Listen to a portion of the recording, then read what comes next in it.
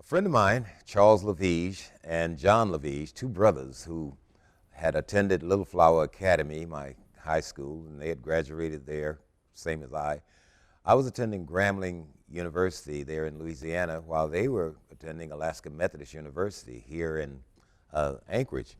Alaska Methodist University is now Alaska Pacific University. But at any rate, they were out there and stars on the basketball team and all kind of incredible news clippings and stuff they were sending back of how wonderful things were. And in December of 1964, they came home for Christmas, and we were talking on my front porch, and the window's like right here, and my grandmother overheard the conversation, which was something like, man, it's really good up there, the jobs are plentiful, and we're out at the university and we're in the newspaper and She overheard all of this. So after, the visit was over, my buddies had taken off and I'm in the house. She said, boy, sound like it's a good opportunity up there. Maybe you need to go on up there and take a look at it. So with that encouragement and Charles and John both saying, yeah, man, come on up. I did. Came here January the 5th, 1965. I came here and found things very much different.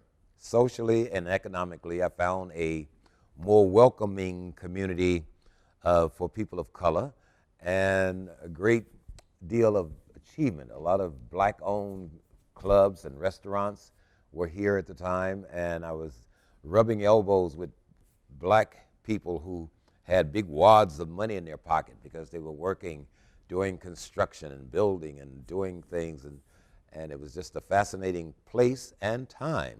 So fell in love with it, and my visit to see how it was is still ongoing.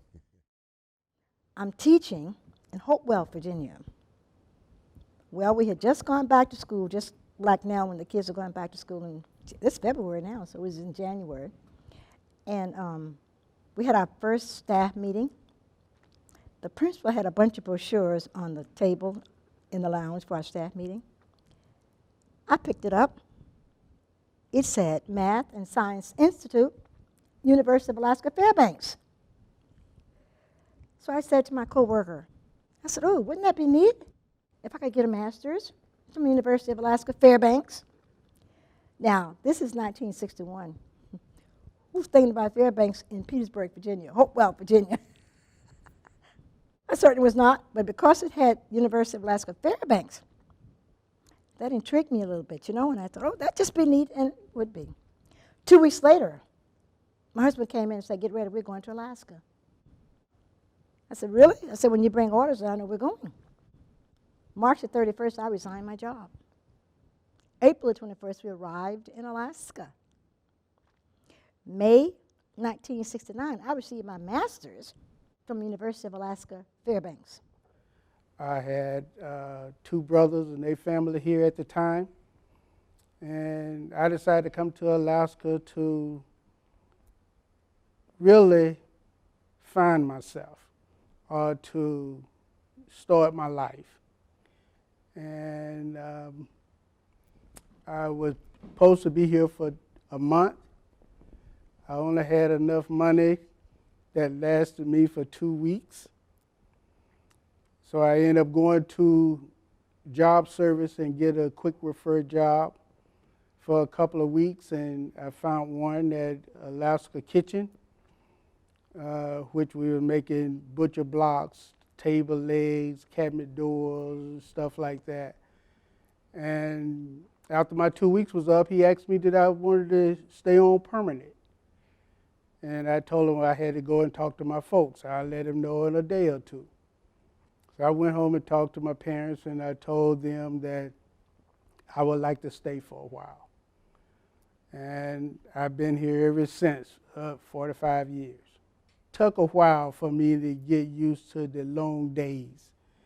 I found myself at 11, 12 o'clock at night, sometimes barbecuing, doing the lawn, or what have you, because it was so bright out. So it was quite different. It's a funny thing. My wife and I she liked to fuss and argue all the time, and I didn't care for it at all. So I was sitting at the table one night, and she was just fussing at me about something. I can't remember now what it was, but she was just fussing and arguing at me. And I had been talking with a guy about Alaska. He was from Alaska. He had told me some things about Alaska. And I had wanted to come up here because of work. From what I heard, it was like a whole lot of work here.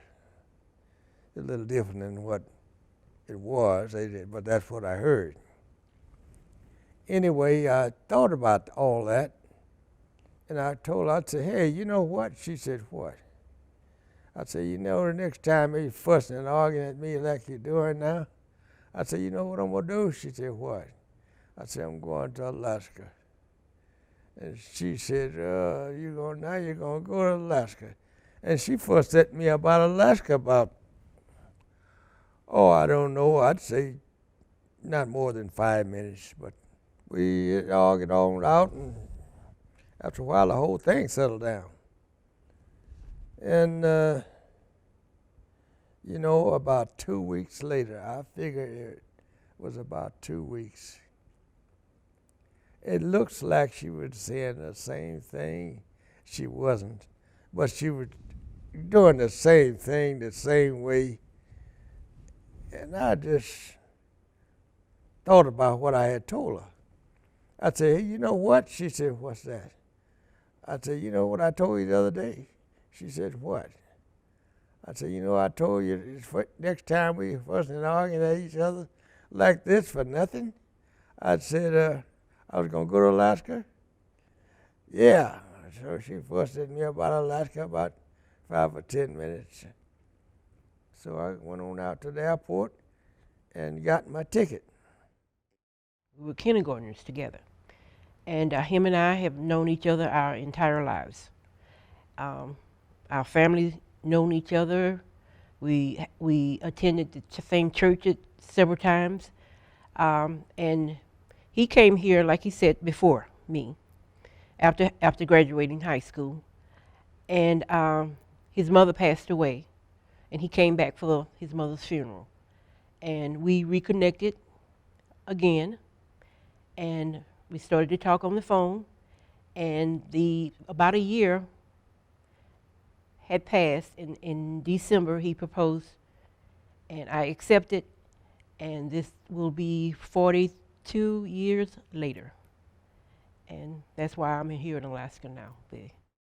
I'm originally from South Carolina, and I joined the military, and my first assignment was in Texas, San Antonio, which was extremely hot. Coming from Carolina was extremely hot. And I went from Texas to Biloxi, Mississippi, which was hot and humid, 100 degrees and 100% humidity. And at that time in the military, you could put in a dream sheet. And so after being in Carolina, Texas, and Mississippi, I put on my dream sheet Alaska, Germany, Alaska. I got Alaska. I wanted cool weather. Once I got here, I found a unique atmosphere here among people. I was seen, talked to, and interacted with more as a human rather than a black person. I sensed very little prejudice. There was some, even in the military on Elmendorf where I was stationed, there was some. But overall, in the public downtown, it was the one place where everybody spoke. You pass somebody in the car, you wave. You went into a business, went into an establishment, and everybody spoke and everybody treated you like you was a person, not white or black. And that was something I had never experienced in my life.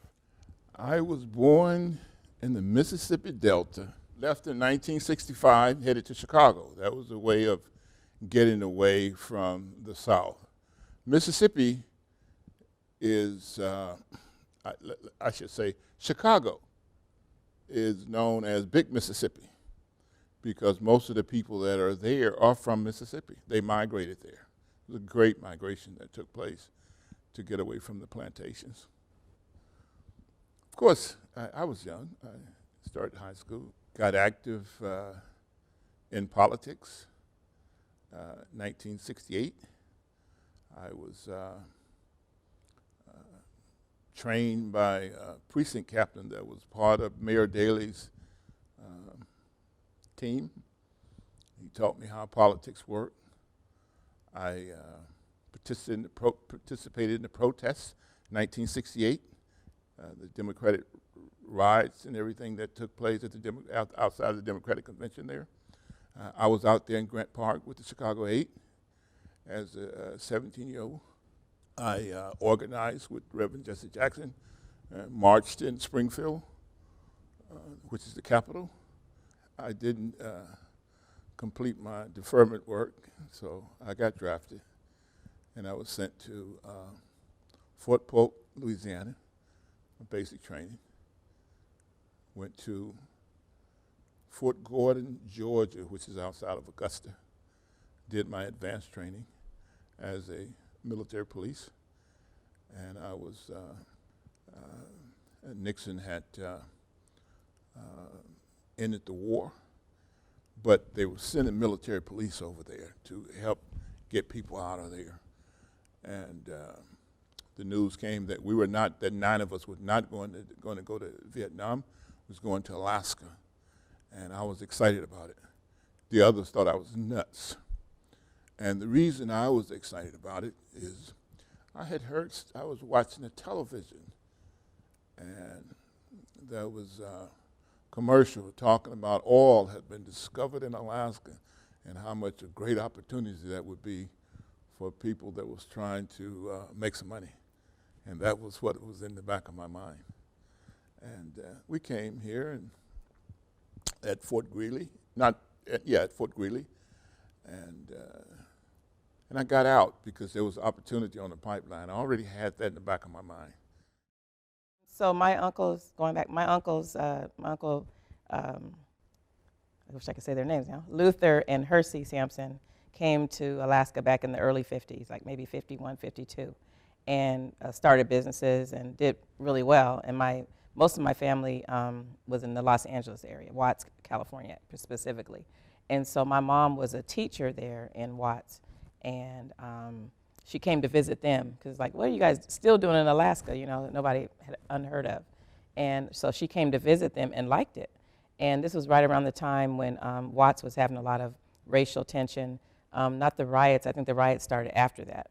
But she came here and liked it. She just liked it because it was quiet, you know, and you could, like the last frontier basically. And so she decided to transfer her teaching credentials to Alaska and moved here. And then my uncles ended up leaving. One uncle went to Hawaii, the other one to Seattle. So she was here, became a teacher, ended up being the first black teacher hired by the Anchorage School District, and then taught at several schools, including Government Hill and, you know, I don't know, Denali and et cetera. And then became a principal, became the first black principal here. So she never left. She lived here, and I was, you know, basically raised here. I just remember that time. I remember, you know, gravel and unpaved streets in Fairview, where I grew up. I remember, like, where I live now was all forest and trees. There was nothing. And so, you know, just little things like that. Just like I said, but it didn't seem boring. We played outside. You know, we played games outside until it got dark, which was never. A lot of community kids played together. We played outside. And so, you know, we didn't have cell phones. We didn't have Nintendo and all that, you know. So, I don't know. It was a great place to grow up. Anchorage was a great place to grow up in. I have relatives living here. My cousin was teaching on Elmendorf, and her husband was a military policeman on Elmendorf. And her brother and I came up together to sort of venture and see the mountains and fish and get into things that we talk about when we were kids. I never thought I'd be here in Alaska, but it worked out that way. And I've been here ever since. every day it was like an adventure, something new that I wasn't used to. And being from the South, snow was like a treat. We'd get out and try to make a snowman before the snow melted. And here is this winter wonderland for 8 and 9 months, and I really liked that. And once I got my gear and started meeting people, it was, I just fell in love with it. Still, I love Anchorage, love Alaska. I had so many different experiences with good people that it was a no-brainer. I decided to stay.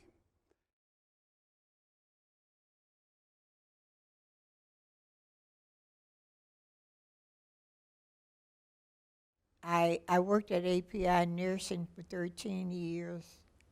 Then I transferred over to corrections. And I had a hard time when I first got into corrections because I already had 13 years of state service. So most of the people in corrections thought I was coming over wanting to be the superintendent because of my time and grade with the state. And that was not true. So I had a hard time. I was almost forced out, but I stayed and I buckled and I hung in there. So I finally ended up becoming the first black female sergeant in corrections. But I tell you one way I made it is that I never got down to their level. When I'd go to job, I prayed when I walked in the front door, the Lord help me through the day. But I had a little black book. Every little thing that I saw wrong went in that book. Because that's how they try to get you, by trying to check and find every little thing wrong on you. But you don't have to fight with people on the job. You don't have to lower yourself to that level. You just document. Just keep documenting that documentation that comes to play someday, and it saves you. I know from experience, because that was me. And the first thing I did when I got to town was get an application for API. And when I went in for an interview, the interviewer asked me about my experiences, and I told him I had my certificates and paperwork with me, and he told me that, well, we don't do that kind of thing here. And I didn't get the job. And about 3-4 months later, I called to check to see if I could come in for another interview. And they said, yeah, come on in. We still have your name here. And when I went in for the interview, it was a different person. And she seemed to be impressed about my background. And she was telling me most of the guys that came to work didn't have much of a background. And she wanted to know when I could get started. And I was like, really? And she said, yeah, you could start April 16th of that year, 73. And I started working. And once I got started, I learned that a lot of the guys that they hired didn't know half the things that I knew. But that's the way it went. That was about the only incident that I had, other than the patients. It's a tough job when people are calling you all kinds of racial slurs, and your only recourse is to try to talk to them and calm them down without confrontation. and got pretty good at that. My favorite thing here is work, being able to find something to do. I was able to find work pretty much all the time because I knew what I was looking for and I know how to handle it when I found it. So I didn't have much of a problem doing what I was trying to do. I was a journeyman carpenter that could do anything in the carpenter field. So anything they had to do, they always called me in on it. And I learned a lot that I didn't know. And I had a chance to do a lot of stuff that I did know. So I got a lot of work done. I worked steady, and the guy that I hooked up with, he really liked the way I worked. And that guy, we hooked up and we stayed together 16 years.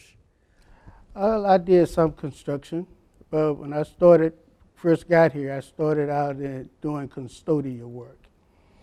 And I went on from there, and I did work with the SCHATZIE shop. It was a screen printing shop. Went on from there, and I started working at API. And I first started out there as custodian. I worked there for 12 years. And I transferred over into maintenance as a groundsman, where I took care of all the snow removal, the mowing the lawns, the planting of the flowers, and all that type of stuff. And I did that for 2 years. Then I got promoted again to inside the shop. When I went to the shop, they kept denying me. And they kept telling me that I wasn't qualified. At that time, I was still on the grounds. But they was hiring other folks from the hospital, nurses, whatever, into the maintenance shop, and I knew that they didn't have experience either. So I took it up on my own and went out and got my boiler license, fireman license. I took courses just trying to better myself so I would be qualified. And after I did all these things, they were still turning me down for the job. So I had to write a letter to the director of the hospital. I gave a copy to the union, Local 71, and I sent a letter to Juneau, to the state. And by the time that got to working around, the director came to me and told me if I withdraw that letter, that the job will be mine. And at that time, I started working in the shop, the maintenance. And I worked there for 18 years. Initially upon joining, my training officer told me, no uncertain terms, that blacks should not be troopers, and his goal was to make sure I didn't become one. And so that was my introduction to after getting out of the academy. I worked through that in my special way. I took him up to the out of reach of anybody, anything up in Hillside, and had a private talk with him. And came back to the office and told the supervisor what I had done, and he relieved him and gave me another training officer. But overall, It became a great career. I got to see the entire state of Alaska. I retired as a commander. I was the first black commander for the state troopers. And so for me, it was a great career. Like I said, I worked all parts of Alaska from Ketchikan to Barrow. I was deputy commander for all of Western Alaska. I was a commander in for all of Southeast Alaska. And I was a commander for South Central Alaska. So for me, those first few weeks of turmoil turned out to be a very successful and rewarding career.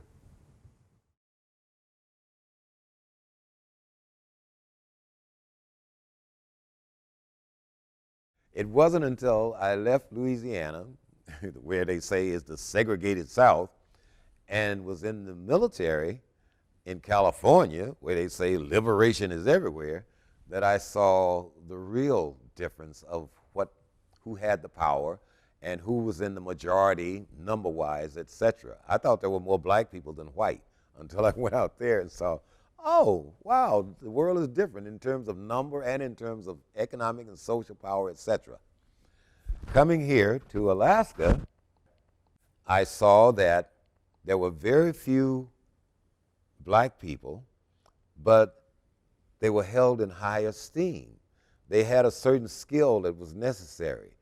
Charlie could do concrete.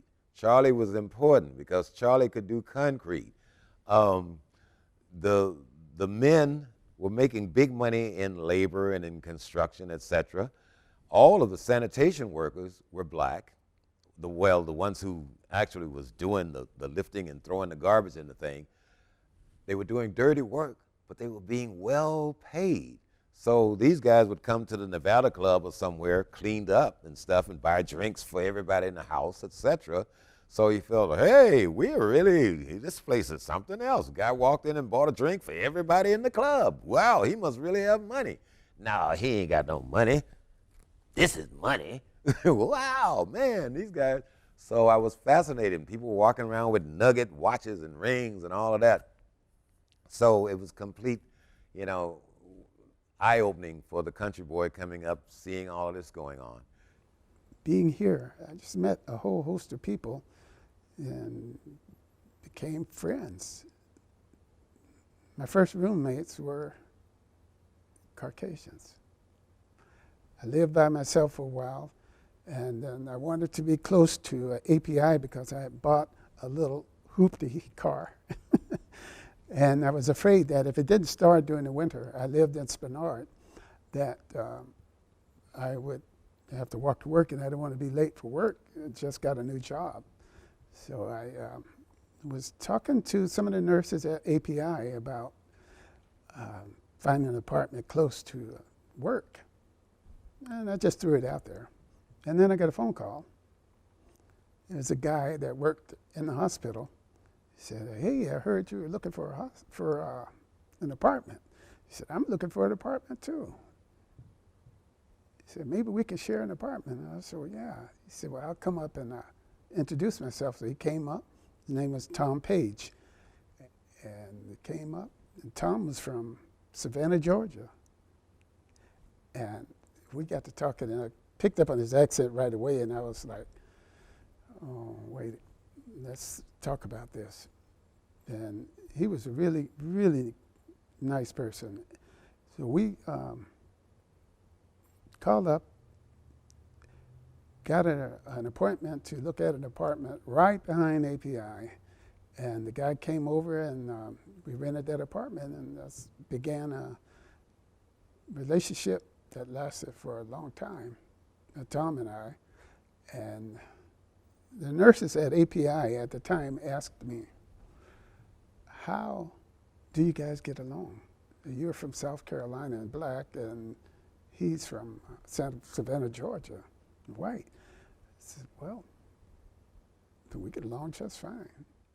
When I was growing up, I grew up in the South. My parents didn't teach us to hate, no matter what. They didn't teach us to hate. And I think they grew up with me and my other sisters, because there were 8 of us. We got along with most everyone. I look back and I think about my parents, how they taught us We could have easily been involved in a lot of hate because we felt people were doing things to us. And when I say that, I mean the minorities.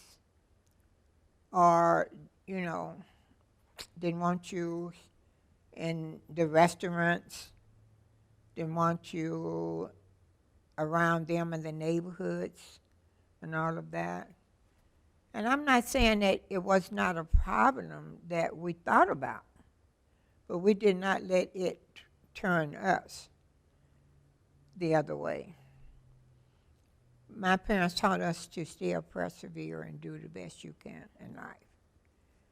And so I think that had a lot to do with the way we did grow up to do the best we could. And I'm really proud of my family. And so at that time, we had, I don't have that book, but I had a book that had this picture in it. I was teaching 4th grade at that time. And it said the water fountains in the book at that time, you know, colored, 2 fountains. One was colored and one was white. And I told my kids at Abaloo, I said, you believe Miss Foster tasted that water, don't you, that white water? And they said, oh yeah, we believe you did. I said, but it didn't taste any differently. I said, it was just water, you know, and so anyway. Oh yeah, but I really didn't have too many problems, you know? We didn't actually have it as hard as others, but we had our difficulties. See. And we were what grade when we integrated? 7th. 7th grade, which was very difficult. We were bused and sent to a school that we knew nothing about. The teachers were very reluctant to want to teach us. The kids that we went to school with, our students, we should have been in unity together, but we were separated. One group here, one group there, and we graduated that way. To this day, we don't have class reunions together, which, you know, it hurt, but still that's the way it is. We didn't grow up being together. And when we came here and your next door neighbor was white, or you worked with nothing but whites and you got along, that meant that they were trying to do better. And then we get into 2020, and things of this nature come about to destruct that again, to bring it about. People had gotten where they wanted to get along. They wanted this world to be better.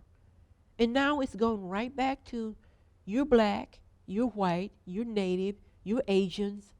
Why can't we just be humans and get along?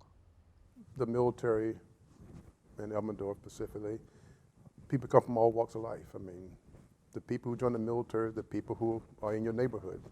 And if you have a bias or a prejudice, it doesn't go away because you join the military. Now, a lot of it eventually goes away because of your close interaction with other people. But initially, people come and they have different ideas about who you are and what you're not. And again, in the big picture, it was minor because the people I worked with in my office, my shop, we became a family almost. And most of the people I work with today, we are still friends. I would say I was more shocked, more of a culture shock for me, because when I would go to California, I'd go often and stay with my grandparents and my aunts, and I would go to California and everyone would be, you know, predominantly, if not all, black. You know, it was no, I mean, maybe a teacher, maybe the principal, but other than that, all the students were, you know, looked like me. And then I came to Alaska and it was the complete opposite. So for me, did I experience blatant racism growing up here? Not as much, more so in Los Angeles. You know, when I was young, or maybe I was so young that I don't, you know, recall a lot of it. But for the most part, people were kind to each other up here.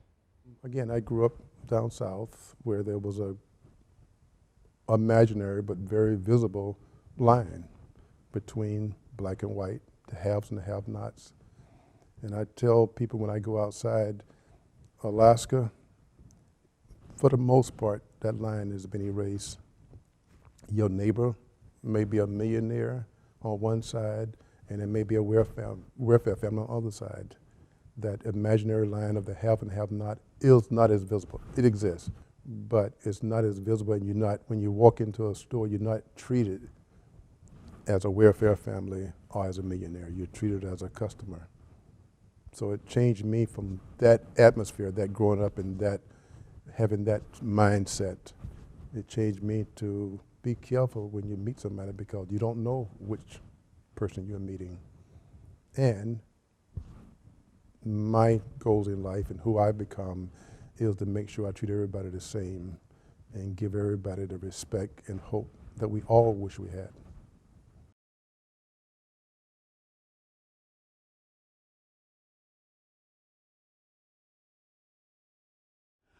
I had an experience.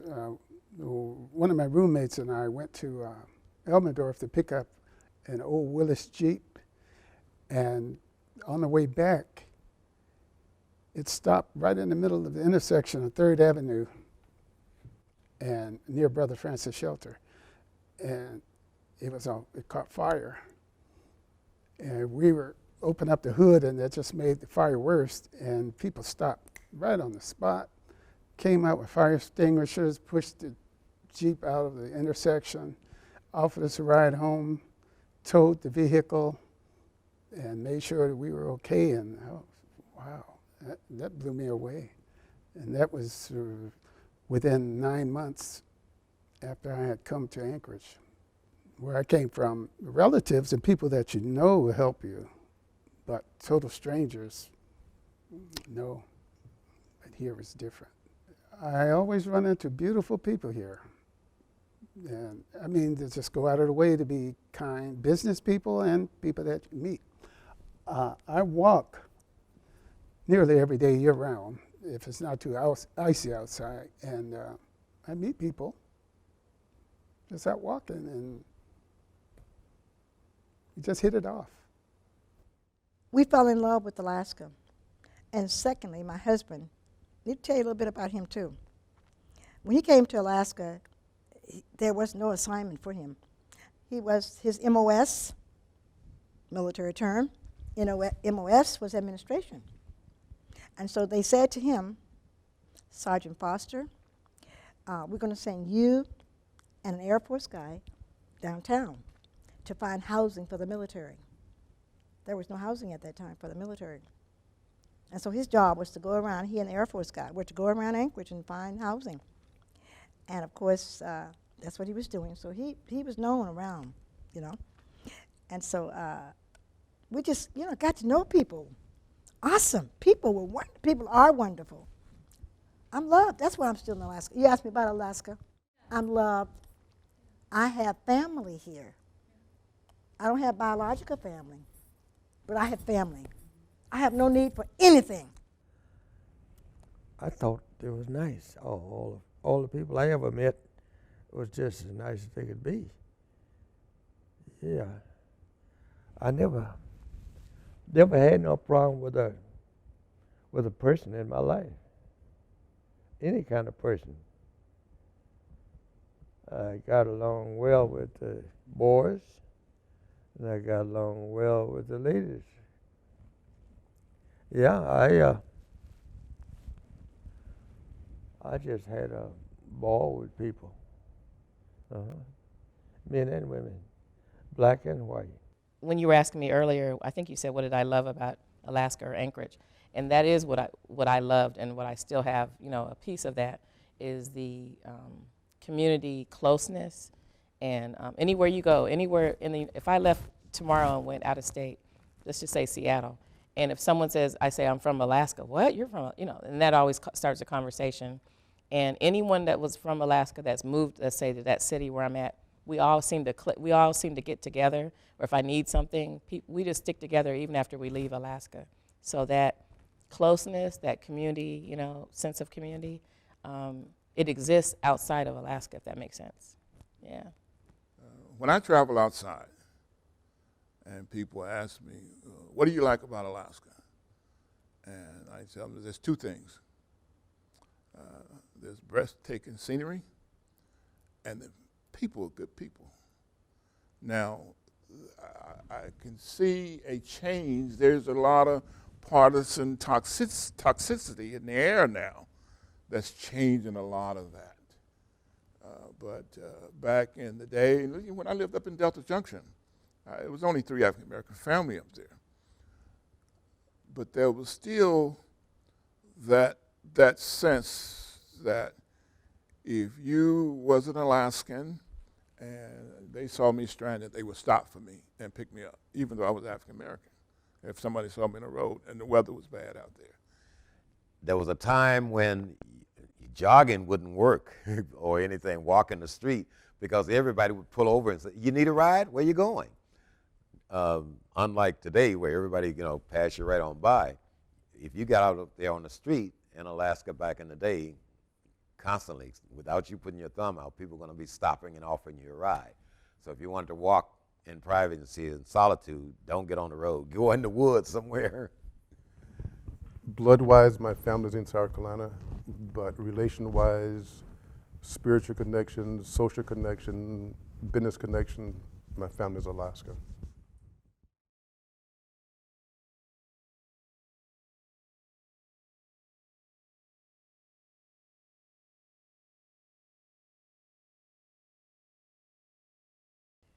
That I love the Lord. That's a deep question. That I was a good person. That I tried to help people less fortunate, and that I tried to, do something for my community, make my community better. I'd like to be remembered like that. Well, I hadn't thought of having anybody to remember anything about me, but I know all I can say about me is I have never been a bad guy. I've always been a good guy. I think it would be being a person that gave more than I took. It would be that I made a difference in someone's life, that I gave someone hope, that I gave someone respect, and that I treated them as a human being, and that treatment made them do the same. If I could be remembered for that person, all other things I could have accomplished in my life could be forgotten and it wouldn't bother me. But if I could be remembered as someone who gave someone hope and respect, that would be the best. It would be for my kind-hearted,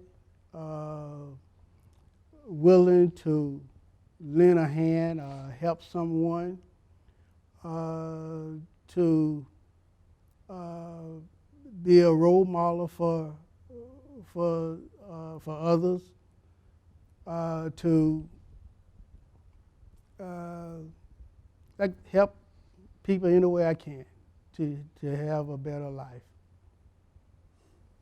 That's being respectful and kind. It's two. That I tried to inspire the young people. That was my effort, was to inspire young people to never give up and to pass along what Sister Consuela taught us. You never suck up to anybody, and you never, ever, ever look down on anybody. I want to be remembered for that purple lipstick and how well I loved kids and how I tried my best to do what was right by them. That's what I want to be remembered by. And also as a mother, and being a good mother and being a good wife, that would mean more to me than anything, to be remembered that way.